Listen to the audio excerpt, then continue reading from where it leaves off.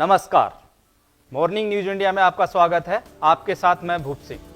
राजस्थान में 3 ऐसे नेता हैं जिन्होंने न केवल राजस्थान गवर्नमेंट बल्कि केंद्र सरकार की नाक में भी दम करके रख दिया है। एक तरफ हनुमान बेनीवाल सब पर भारी पड़ रहे हैं, तो वहीं बीएपी के सांसद राजकुमार रोत भी लोकसभा में केंद्र सरकार की धज्जियां उड़ाने में लगे हैं। तो चलिए जानते हैं कैसे राजकुमार रोत ने पीएम मोदी के नाक में दम करके रख दिया है। राजकुमार रोत ने लोकसभा में मोदी सरकार की धज्जियां उधेड़ते हुए जवाब मांगा है।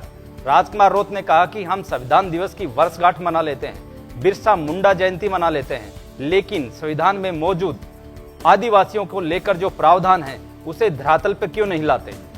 मैं मोदी सरकार को याद दिलाना चाहता हूं कि संविधान में निहित 5वीं सूची को अभी तक धरातल पर लागू नहीं किया गया है। संविधान की 5वीं सूची को धरातल पर लागू ना करना ये मानसिकता दर्शाती है कि आदिवासियों के प्रति सरकार की क्या मानसिकता है।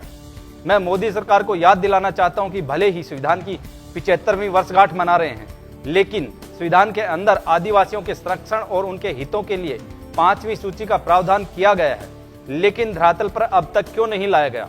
5वीं और 6ठी अनुसूची के प्रावधान के बिना किसी भी ग्राम पंचायत से परमिशन लिए बगैर जमीन कंपनियों को अलॉट नहीं की जा सकती, लेकिन सरकारें एक बिजनेसमैन को फायदा पहुंचाने के लिए हजारों आदिवासियों को विस्थापित कर जमीन अलॉट कर रही है। ये कहां का न्याय है। आपको बताते चले कि 1956 में पैसा कानून लाया गया। पैसा कानून में ये सब प्रावधान है कि बिना किसी पंचायत के परमिशन के किसी को भी डायरेक्ट जमीन अलॉट नहीं की जा सकती, लेकिन देश की 5वीं और 6ठी अनुसूची में शामिल जितने भी क्षेत्र हैं उसमें पैसा कानून की धज्जियां उड़ाई जा रही है। उद्योगपतियों को खूब जमीनें दी जा रही है। सरकारों को कोई मतलब नहीं है कि आदिवासी कहां भटकेंगे, बस नीचे एक लाइन लिख दी जाती है, राष्ट्र हित के लिए जमीन ली जाती। हजारों आदिवासियों को विस्थापित कर किसी एक उद्योगपति को लाभ पहुंचाकर कौन सा राष्ट्र हित चाह रहे हैं मैं सरकार से पूछना चाहता हूं, इस समय जो प्रोजेक्ट के लिए पैसा कानून की धज्जियां उड़ाकर आदिवासियों के हकों को छीना जा रहा है, ये कहां का न्याय है। खैर, ये तो आने वाले समय में ही पता चलेगा कि लोकसभा में राजकुमार रोत ने आदिवासियों के हक की जो आवाज उठाई है उस पर मोदी सरकार का क्या एक्शन होगा, या फिर राजकुमार रोत की बातें यूं ही हवा हो जाएंगी। ये सब जानने के लिए आप बने रहें मॉर्निंग न्यूज इंडिया के साथ। चैनल को सब्सक्राइब करें, वीडियो को लाइक और शेयर करना ना भूलें। धन्यवाद।